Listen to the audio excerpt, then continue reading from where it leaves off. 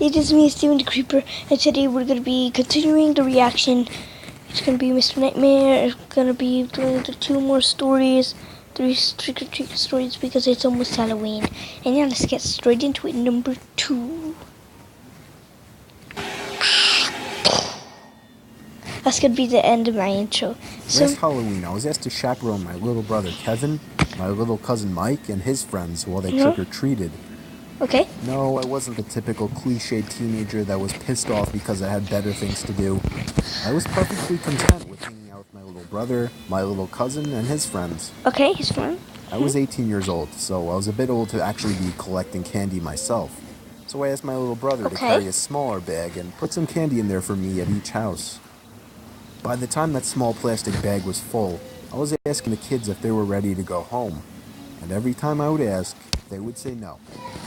They insisted on filling their bags to the top. But that was out of the question. I had enough, so I started leading them back in the direction of Mike's house. Let's see how big this thing can get. A white van pulled up next to us.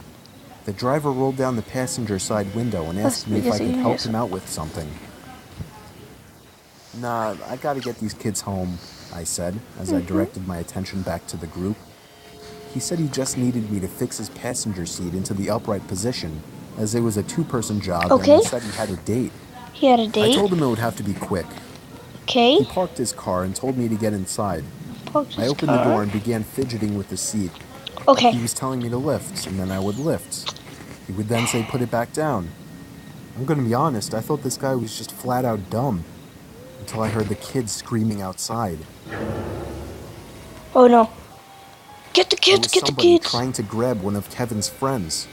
Oh, I almost fell on my face as I tried to get out of the van.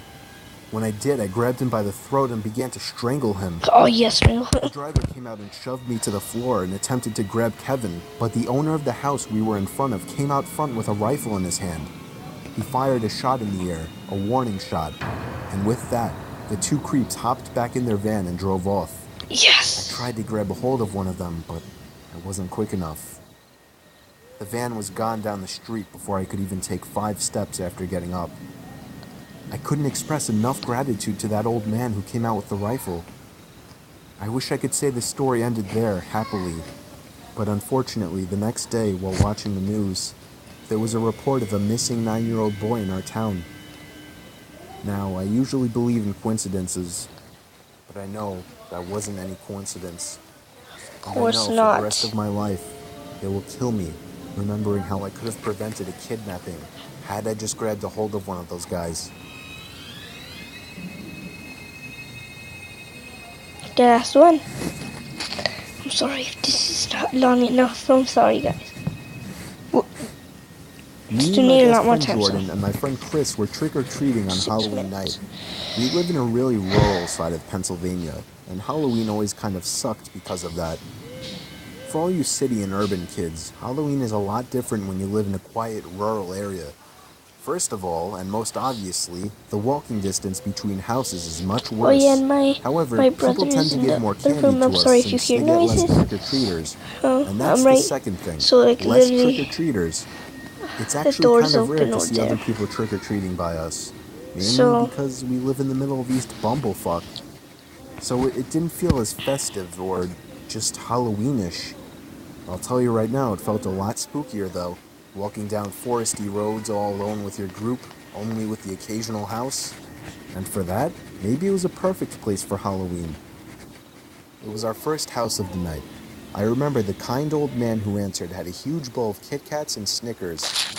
He poured at least a pound of candy in each of our bags. Delicious. It was great. Our next house was quite some hike away, but once again, the woman who answered was very friendly and gave a very generous amount of candy. After about 6 houses, our bags were starting to get heavy, but you have to realize it took almost half an hour to hit those 6 houses. We reached the entrance of the dirt road leading to smaller houses and trailer homes. The first 2 houses on this dirt road we tried didn't answer, so we decided to try one more on this road before turning around to find another area. We reached the very appropriately eerie property of a smaller house along the dirt path. The whole Dang, bro, no. Do not go there. You literally, legitimately, really Die. There was an orange bowl on the stoop decorated with black silhouettes of No. witches, pumpkins, No. and other Halloween themes. Ah. Besides Hey, two Ken. stray Tootsie Rolls, the bowl was empty. There was a sign on the door that read, "If there is no more candy, enter the back at your own risk for more." Under that, there was an evil-looking smiley face, along with an arrow pointing to the backyard. Chris Do said, not let's go just there. turn around and go back. Do not go there. But Jordan and I wanted to go around back. No. It seemed interesting, as if they had something cool set up. Chris had no choice but to follow us around the house to the backyard, which was a small clearing from the miles of forest that surrounded. No. The backyard was lit up orange as well, Do but not as not. brightly. Do not. There was a single torch that sat in the middle of the small yard. It provided enough orange light to see a note on the back door. We got closer to the back door and read the note.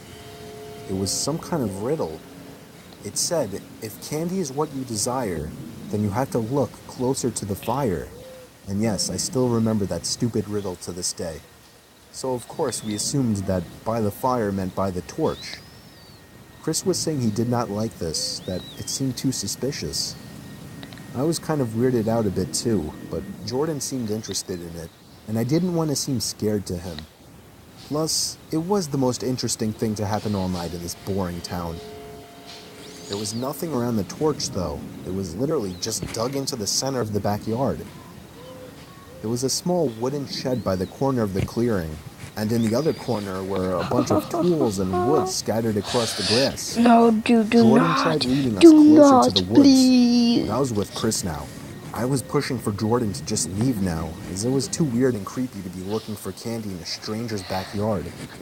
I He know. kept telling me, hang on, one more minute. While he was looking around, I started to examine the place.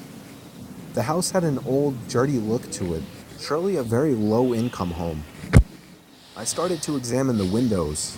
One of them was cracked, the other had blinds closed, and then I looked up at the upstairs window. There was somebody looking down at us, specifically at me. When he or she noticed me, they moved away from the window and shut the blinds. I told Jordan we should go. I looked over to the window of the wooden shed. I could see someone poking their head out ever so slightly. I grabbed Jordan, yanking him over to follow me, but he was frozen still.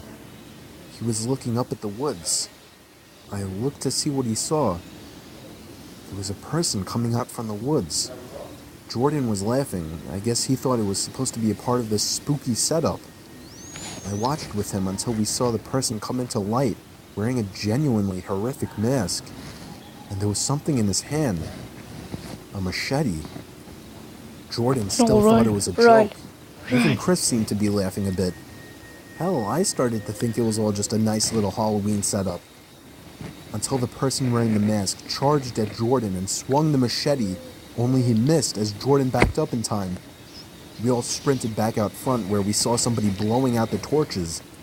He spotted us and started chasing us. We ran all the way down the dirt road, back down the paved road, and made it back to my house. Jordan was throwing up. I'm not sure if it was because of running so much or because of the fact that he almost lost his life. We told my parents right away. My dad called the police and asked them to come to the house. My dad then drove us to the house where it happened with the police following us. By the time we got there, everything was gone. And by everything, I mean the notes, the torches, and the candy bucket. The house had been vacant for months. Nobody was living there. It was the perfect place to set up a murder scene. We requested the police go inside to check, as I did spot somebody spying on us from upstairs. But it turned out they were gone as well. We did the best we could to describe what happened and the people I saw. I believe one of the officers told my dad they would investigate further into this and thanked us for the info.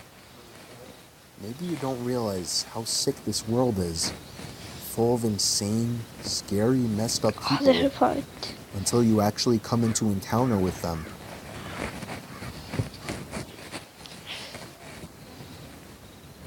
Well, guys, that is part 2 of Mr. Nightmare.